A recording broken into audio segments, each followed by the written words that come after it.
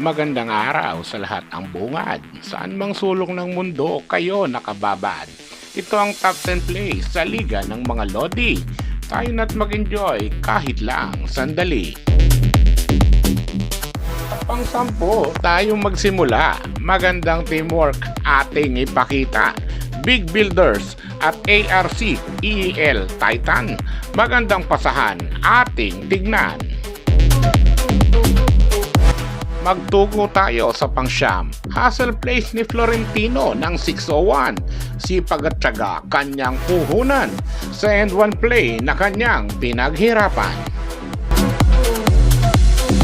And it's time to go sa number 8. Isang play na hindi pwedeng i-hate. Nice pass mula kay Samar to Rebuya.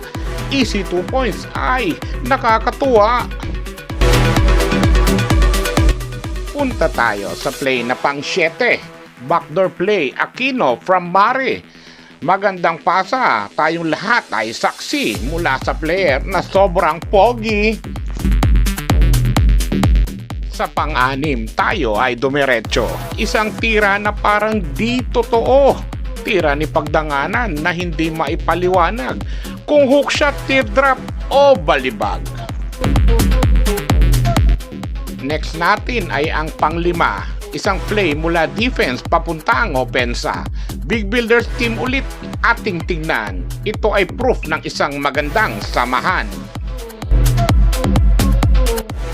Next natin ay play na pang-4. Blow by, sidestep 3 points ang binanat.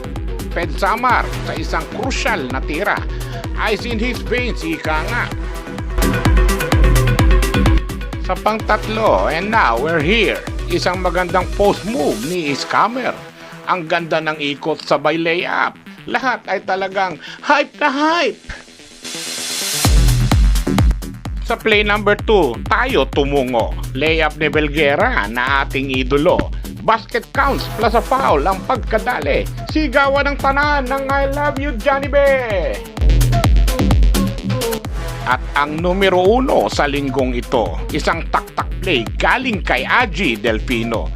Powerful drive, sabay ikot sa dalawa, may kasama pang foul ang kanyang tira. At yan ang ating top 10 plays ngayong araw. Sana nag-enjoy kayo sa lahat ng galaw. Like and subscribe button, pakipindot naman. Next week ulit sa Liga ng mga Lodi.